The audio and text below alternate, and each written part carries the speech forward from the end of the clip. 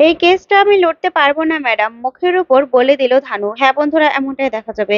তাই সম্পূর্ণ জানতে ভিডিওটিতে লাইক দেওয়া, চ্যানেলটি সাবস্ক্রাইব করে দেখতে থাকুন। গল্পের শুরুতে দেখা যাবে ফুলকি বড় রানীর সঙ্গে দেখা করতে আসে। তারপরে মন্দিরে তারা বসে বসে কথা বলতে থাকে। তখনই ফুলকি আর বড় রানী দুজনেই পুজো দেয়। তখন সিংহদেব বড় রানীকে আশীর্বাদ করে। তখন আশীর্বাদী ফুল দেখে বড় রানী বলে, জানো তো, আমার আমার স্বামী আর আমার মেয়ে, আমার মনে হয় তারা বেঁচে আছে। স্বয়ং সিংহদেবও আমাকে ইঙ্গিত করেছে যে তারা বেঁচে আছে। তুমি খুঁজে দেবে আমার মেয়ে আর আমার স্বামীকে। তখন ফুলকি বলে, বড় মা, সত্যি যদি তোমার মেয়ে আর তোমার স্বামী বেঁচে থাকে না, তাহলে এই ফুলকি দাস তোমাকে কথা দিচ্ছে যে তাদেরকে খুঁজে বের করে দেবে। কিন্তু তারা কিভাবে মারা গিয়েছিল তুমি বলো না। তখনই ফুলকি বলে, আমি না বড় মা বলে ফেললাম। তখন বড় রানী বলে, বলো না বড় মা, ইন্দ্র আর আদি ওরাও তো আমাকে বড় মা বলে। আর তুমি আমার কাছে থাকলে আমার তো খুব ভালো লাগে। এই বলে ফুলকিকে জড়িয়ে ধরে বড় মা। তখন ফুলকিও মনে মনে বলে, আমারও তো খুব ভালো লাগে, কিন্তু সেটা আমি কি করে বলবো। যাই হোক, আমি তোমার স্বামী আর সন্তানকে আমি খুঁজে দেব, সত্যিই খুঁজে দেব। তখনই বড় মা বলে, আসলে আমার মেয়ে যখন হয়েছিল তখন কিন্তু আমি ওর কান্নার আওয়াজ শুনতে পেয়েছিলাম। তখন ফুলকি বলে, সেটা হয়তোবা তোমার মনের ভুল। তখন বড় রানী বলে, না, আমি অচেতন অবস্থা থাকলেও আমি কিন্তু কান্না শুনেছিলাম। কিন্তু আমাকে ছোট রানী বলেছে যে আমার নাকি মরা মেয়ে হয়েছে। আমি না সেটা বিশ্বাস করি না, বিশ্বাস করি না আমি। তখনই ফুলকি মনে মনে বলে, না, এটার উদ্ঘাটন তো আমাকে করতে হবে। সত্যিটা সত্যিটা আমাকে জানতেই হবে। বড় রাজা কিভাবে মারা গিয়েছিল একমাত্র ছোট রাজাই বলতে পারে। তার পেট থেকে এবার সব কথা বের করব আমি, আমি বের করব। তারপরেই সবটা জানতে হবে। আসলে কি বড় রানীর সন্দেহ কি সত্যি না মিথ্যে। এই বলে ফুলকি সেখান থেকে বেরিয়ে পড়ে। ওইদিকে দেখা যাবে রোহিত ঘুমিয়ে আছে। তখনই রোহিত ঘুম থেকে উঠে বলে, এত বেলা হয়ে গেছে ফুলকি, কোথায় তুমি। তখনই ফুলকি আসে আর এসে বলে, ব্যাস, সব বন্দোবস্ত হয়ে গেছে। তখন রোহিত বলে, আবার কি পাগলামো শুরু করেছো তুমি, কি হয়েছে।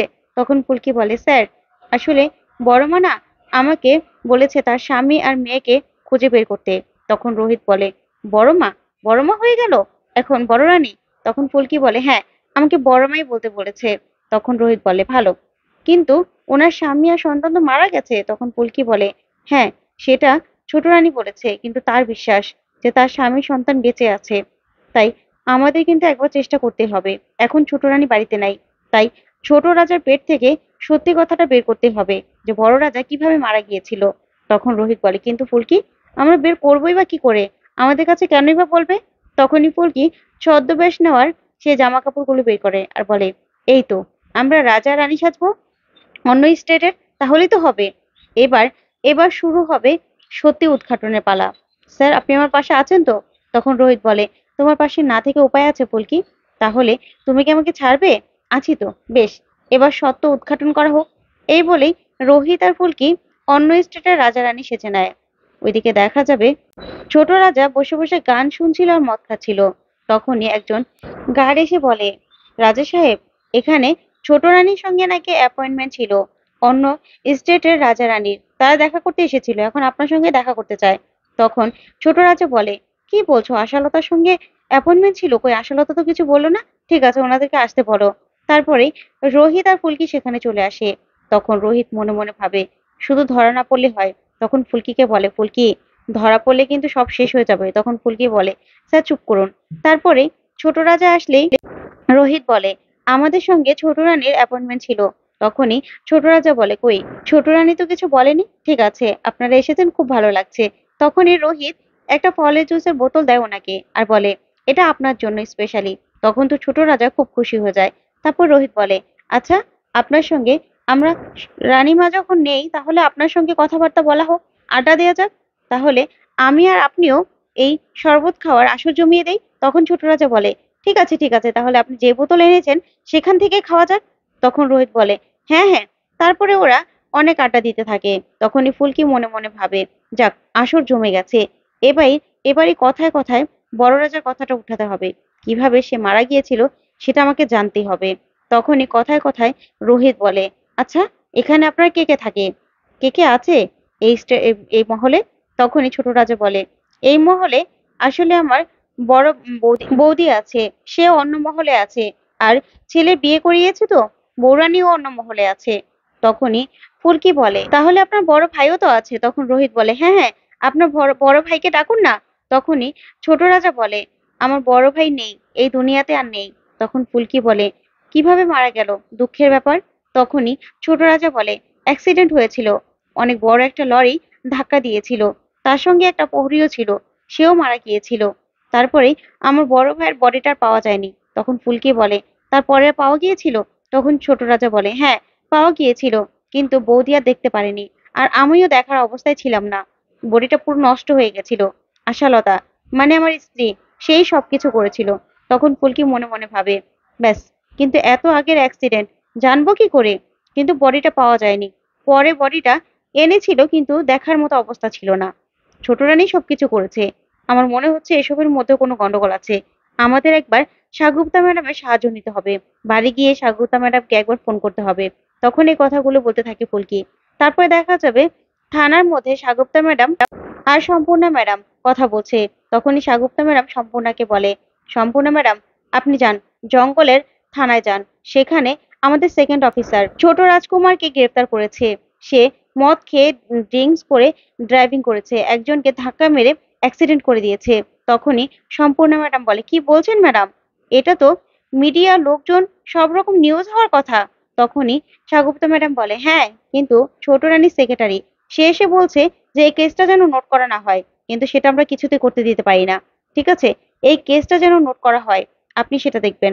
তখনই রোহিত আর ফুলকি সেখানে আসে। তখন রোহিত বলে, দেখো ওনারা প্রাইভেট কথা বলছে, এখন আমাদের যাওয়া কি উচিত হবে? তখন ফুলকি বলে, না না, ম্যাডামের সঙ্গে আমার খুব ভালো সম্পর্ক আছে। তখন রোহিত বলে, হ্যাঁ তা তো হবেই। তারপর ফুলকি বলে, দিদি আসবো?" তখনই সাগুপ্তা ম্যাডাম বলে, ও মা ফুলকি, এসো এসো। তারপর রোহিত আর ফুলকি ভিতরে এসে বসে। তারপরে রোহিতকে দেখে সাগুপ্তা ম্যাডাম বলে, আপনি ফুলকির হাজবেন্ড তাই তো? তখন রোহিত বলে, হ্যাঁ।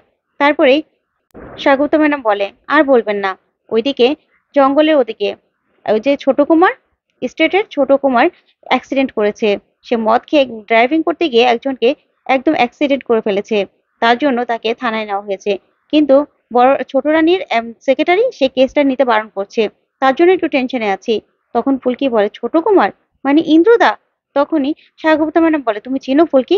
তখন রোহিত বলে, হ্যাঁ আসলে ওই বড় কুমার আদিত্য আদিত্য নারায়ণের সঙ্গে আমার বোন ধানুর বিয়ে হয়েছে, ওরই দেওয়ার ইন্দ্র। তখনই ফুলকি বলে, স্যার আমি ধানুদিকে জানাবো? তখন রোহিত বলে, হ্যাঁ তা তো জানাতেই হবে ফুলকি। তারপরে স্বাগতা ম্যাডাম বলে, আর বলবো না, সে একটা গুরুতর অ্যাক্সিডেন্ট করেছে। তখনই ফুলকি বলে, তা কাকে অ্যাক্সিডেন্ট করেছে? তখন স্বাগতা ম্যাডাম বলে, ওই তো তোমাদের নবাবগঞ্জেরই ডাক্তার স্বপন ঘোষ। তখনই এই কথা শুনে রোহিত বলে, ডাক্তার কাকা? তারপরেই রোহিত বলে, এই কেসটা কিন্তু হওয়া দরকার ম্যাডাম, কেসটা হতে হবে। কারণ ম্যাডামেরও তো দেখা দরকার এখানকার মানুষ কতটা কি ওনাকে ভরসা করতে পারবে, উনি নিজের মানুষরা অপরাধ করলে কতটা সে সেই শাস্তিটা দিতে পারে। তখনই সাগুপ্তা ম্যাডাম বলে, হ্যাঁ সেজন্যই তো আমি সব ব্যবস্থা করছি, একদম চিন্তা করবেন না। ওইদিকে দেখা যাবে ইন্দ্র থানার মধ্যে। তখনই নিবারণ বাবু ছোট রানীকে ফোন করে। তখন ছোট রানী বলে, আপনি কি ব্যবস্থা করলেন? হ্যাঁ। তখন নিবারণ বাবু বলে, দেখুন ম্যাডাম, কেসটা নাকি ফাইল করতেই হবে। এখানে অনেক বড় একটা গুরুতর অ্যাক্সিডেন্ট হয়ে গেছে, এখন ছোট কুমার কাস্টডিতে রয়েছে। তখন ছোট রানী বলে, কি বলছেন আপনি? আমি ধানসিঁড়িকে এখনই বলছি, আরো উকিল বলছি, কালকের মধ্যে ইন্দ্রকে আমি বের করার ব্যবস্থা করছি। আপনি ইন্দ্রকে বলুন আজকের রাতটুকু, শুধুমাত্র আজকের রাতটুকুই কষ্ট করতে হবে, তারপর আর কিছুই করতে হবে না। তখন ছোট রানী ফোনটা রাখলেই ইন্দ্র বলে, আজকের রাতটা আমি এখানে থাকবো? এটা কি করে সম্ভব, কি করে সম্ভব? তখনই নিবারণ বাবু বলে, দেখুন আজকের মতো রাতটা কাটিয়ে দিন, তারপরে আমি আমি সব ব্যবস্থা করছি। তারপর সকাল হলেই দেখা যাবে ধানু কোর্টে যায়। তখন ফুলকি বলে, ধানু দিদি, তোমার যা মন বলে সেটাই